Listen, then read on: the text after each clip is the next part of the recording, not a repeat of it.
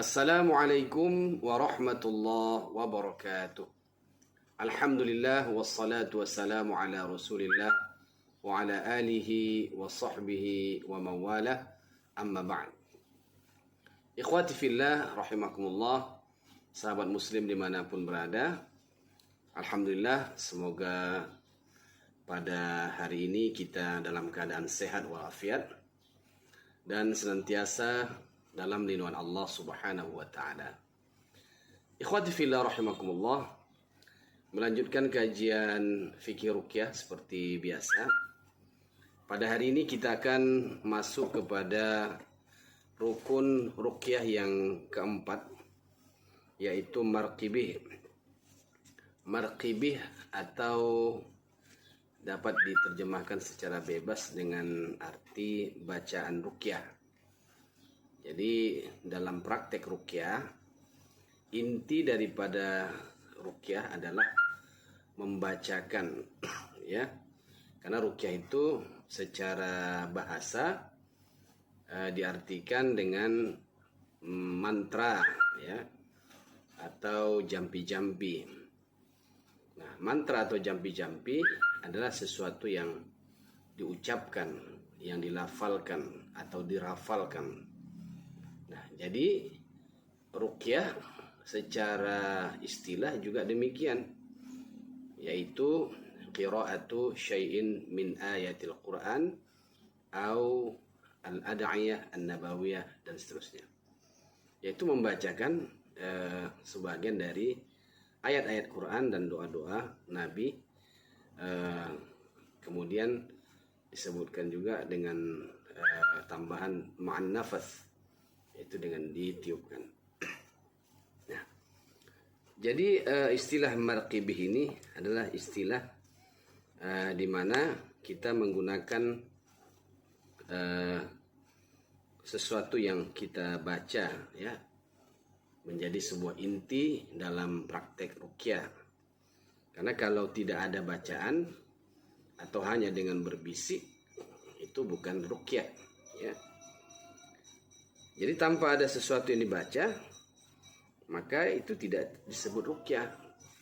Seperti dituliskan, ya, atau dibisikkan dan atau dibaca dalam hati, itu bukan ruqyah.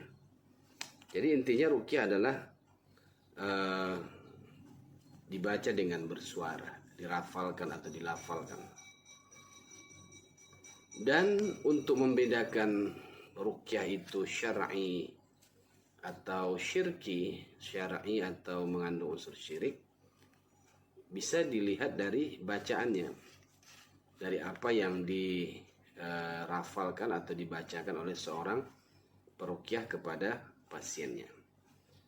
Nah, nanti di situ dilihat apakah yang dibaca itu adalah ayat-ayat Quran atau bukan, apakah doa-doa Nabi al-ma'surat atau bukan. Kalau bukan, maka dikhawatirkan akan mengandung unsur-unsur yang telah dilarang. Nah, dalam hal bacaan ruqyah tentu ada syarat-syarat yang mesti dipenuhi. Karena tidak semua bacaan atau rafalan bisa digunakan dalam praktek ruqyah.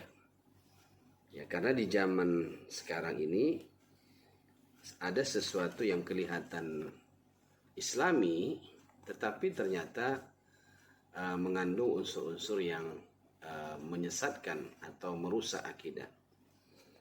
Contohnya, ada satu ungkapan misalnya, saya dulu pernah hafalnya, yaitu hurubuku tumbagaku jurubosi nama bosiku berkat qabul la ilaha illallah. Nah, ini banyak diajarkan bahkan di sebagian pesantren-pesantren, ya. Nah, di sana ada bahasa yang tidak dipahami oleh semua orang, ya, dan kemana arah dari bacaan itu pun tidak jelas. Cuma di akhir bacaan itu biasa disisipkan lafaz berkat qabul la ilaha illallah. Nah, jadi ini walaupun diungkapkan atau dibacakan, ya, tetapi bukanlah sesuatu yang dibolehkan walaupun terlihat di sana ada lafaz la ilaha illallah. Ya. Begitu juga dalam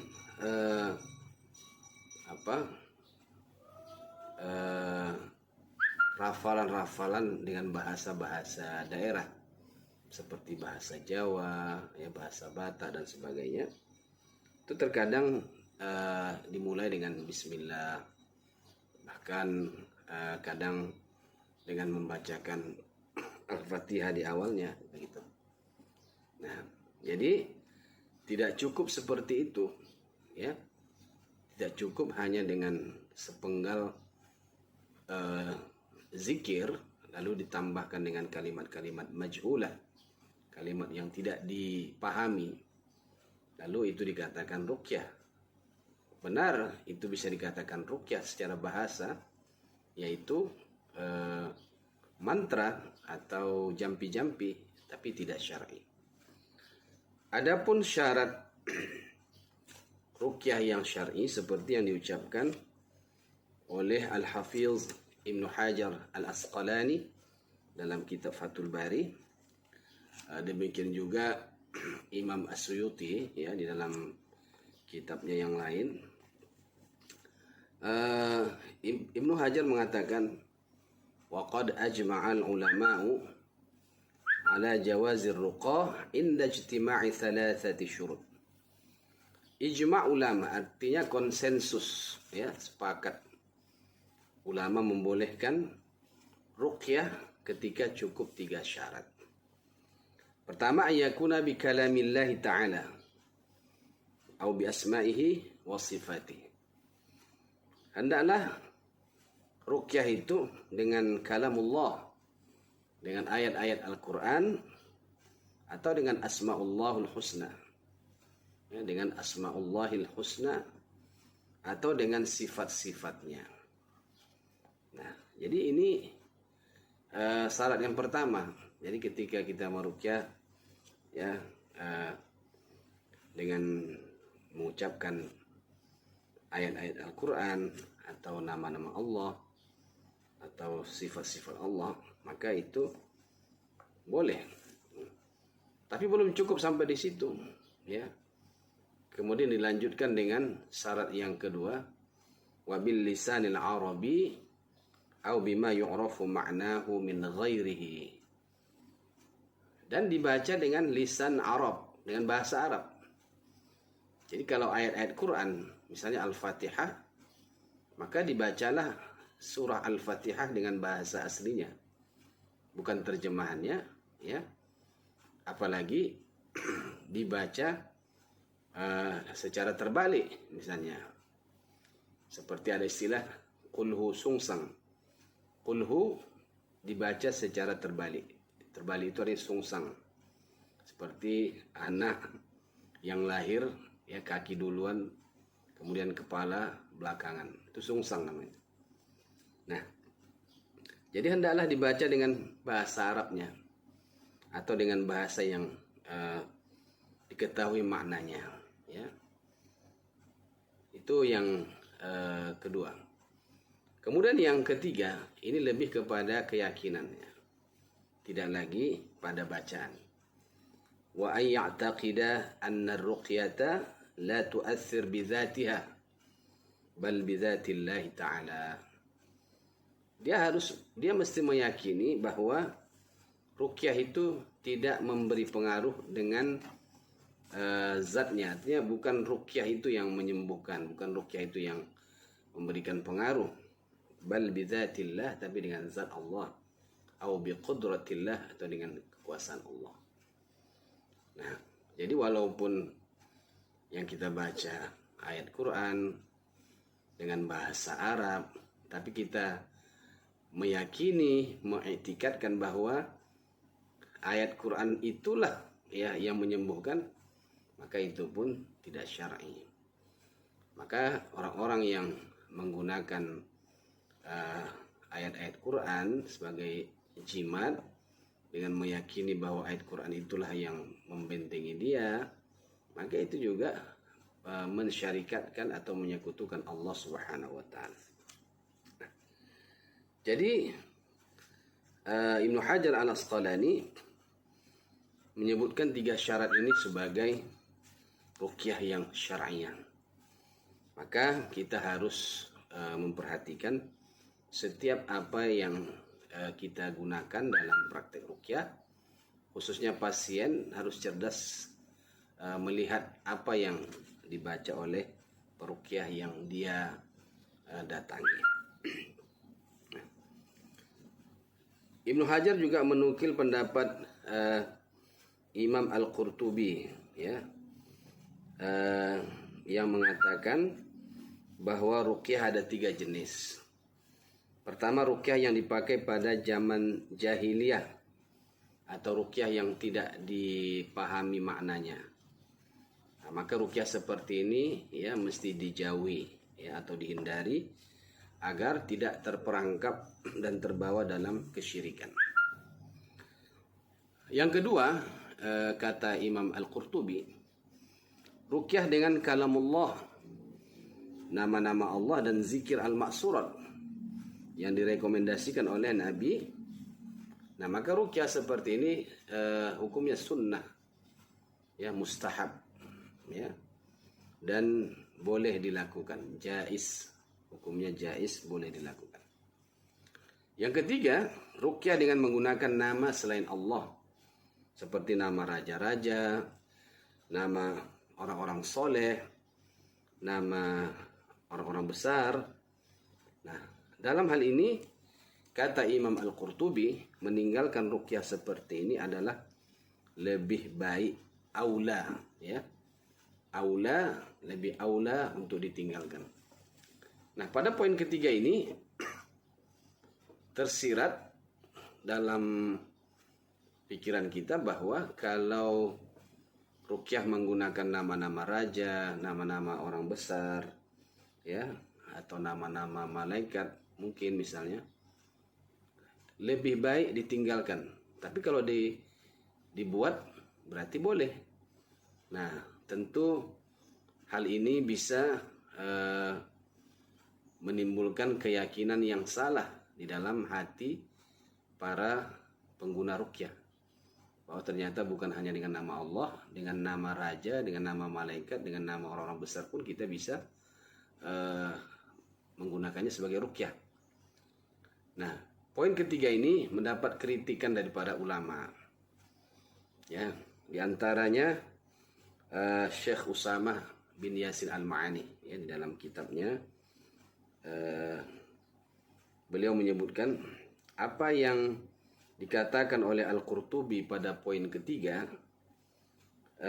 khususnya berkenaan dengan ruqyah yang menggunakan nama raja, nama orang-orang soleh, nama orang-orang besar, dan memandangnya sebagai ruqyah yang dibolehkan dengan kalimat fatarkuhu aula, meninggalkannya lebih utama, maka pendapat ini bertentangan dengan kebenaran.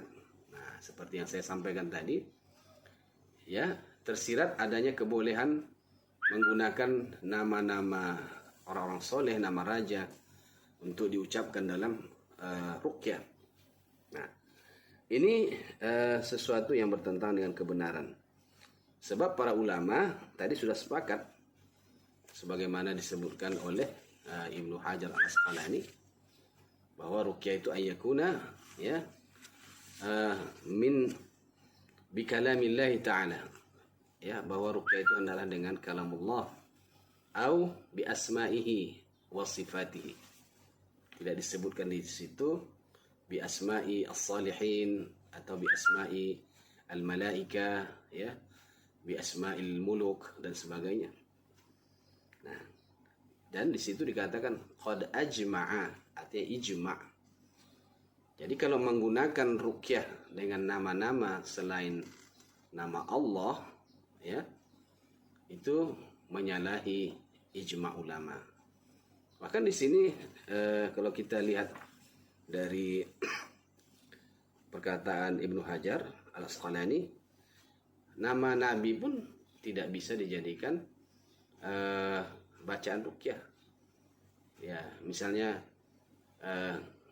ya Rasulullah nastaghitsu bik, misalnya kan, kami meminta tolong kepadamu misalnya, ya.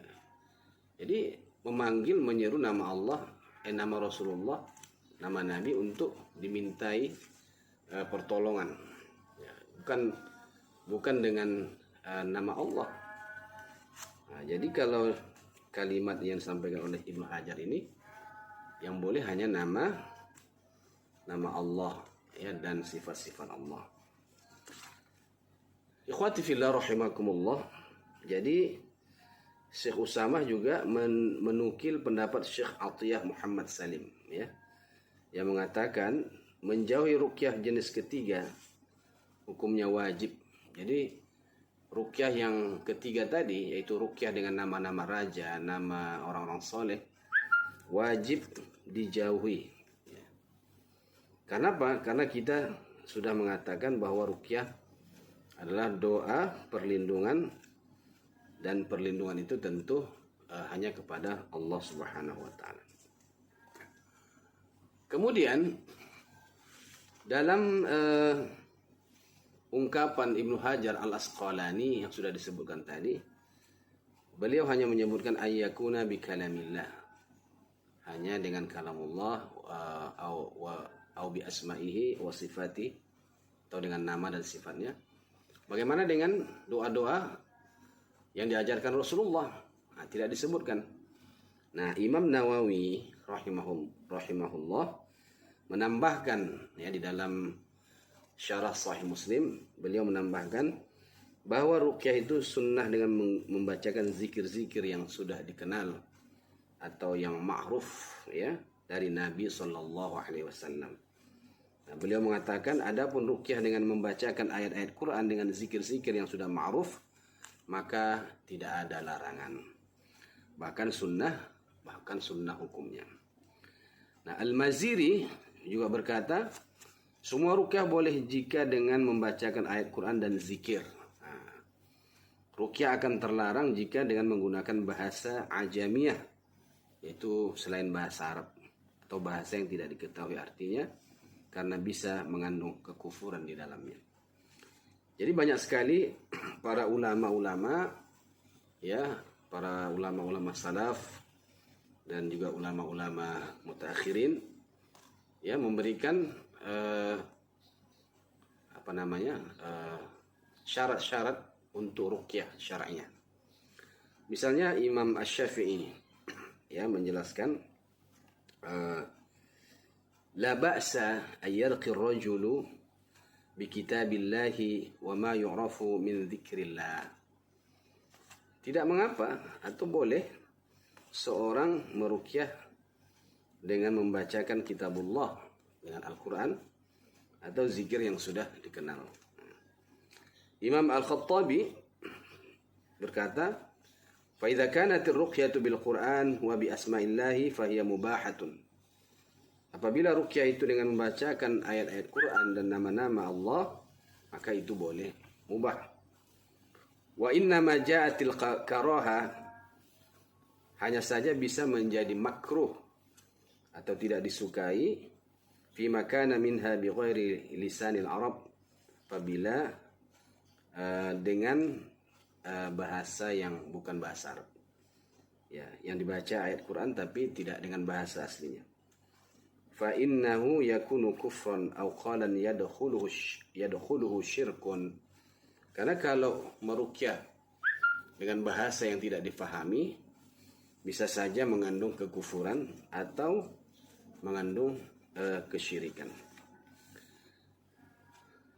Kemudian sebagaimana dinukil oleh Syekh Al-Jurani, ya, Yusuf Al-Jurani, Imam Al-Qurtubi juga mengatakan dalam tafsirnya, wa idza jaa ar-ruqa bil mu'awwidhatain wa huma suratani min al-Qur'an kanat ar-ruqyah bisairil Qur'ani mislaha fil jawazi idh kulluhu Qur'an.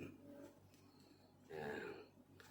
Fa idza kanat ya idza jaa ar-ruqa bil muawwidhataini, apabila ruqyah boleh dengan membacakan muawwidhatain yaitu surah Al-Falaq dan An-Nas, yang mana keduanya adalah surah dari Al-Qur'an, maka tentu ruqyah dengan seluruh ayat-ayat Quran ya itu dibolehkan karena semuanya adalah Quran.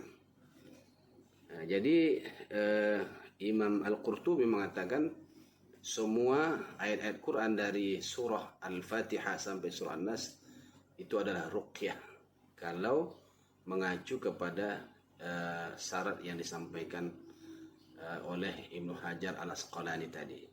Ya, ayakuna bi kalamillah, adalah dengan kalamullah. Nah, cuma sebagai ulama juga ada yang membantah ya bahwa ayat-ayat yang tidak berkaitan dengan ketauhidan, yang tidak berkaitan dengan kesehatan atau nasihat yang bisa ditangkap oleh jin ya, seperti masalah hukum-hukum fikih ya, masalah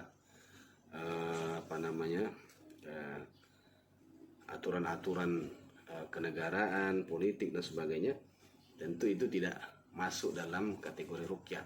Itu pendapat sebahagian ulama. Tapi kalau kita lihat ya bahwa Al-Quran itu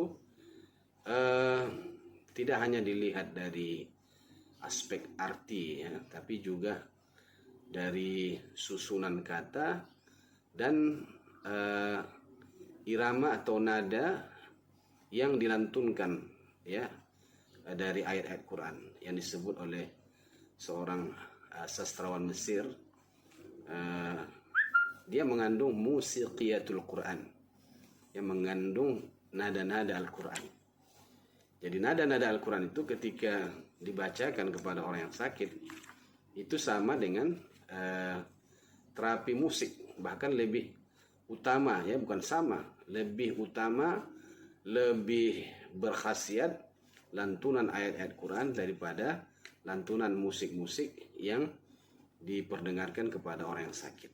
Jadi kalau di barat orang terbiasa dengan terapi musik, maka kita membiasakan diri dengan terapi dengan lantunan ayat-ayat Quran.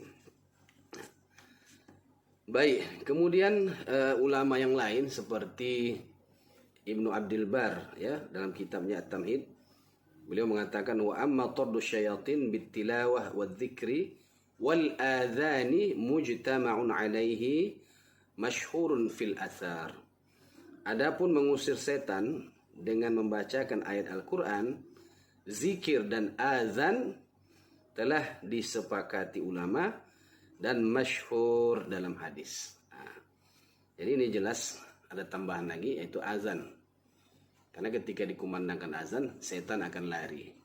Ya, sebagaimana disebutkan di dalam hadis-hadis Rasulullah SAW. Jadi seperti itu ya, sebagian ulama menyebutkan beberapa konten daripada ruqyah, yaitu diantaranya ayat-ayat Quran, nama-nama Allah, sifat-sifat Allah, hadis, zikir-zikir atau doa-doa yang diajarkan Rasulullah. Kemudian termasuk azan ya. Azan juga kerap digunakan dalam praktek ruqyah.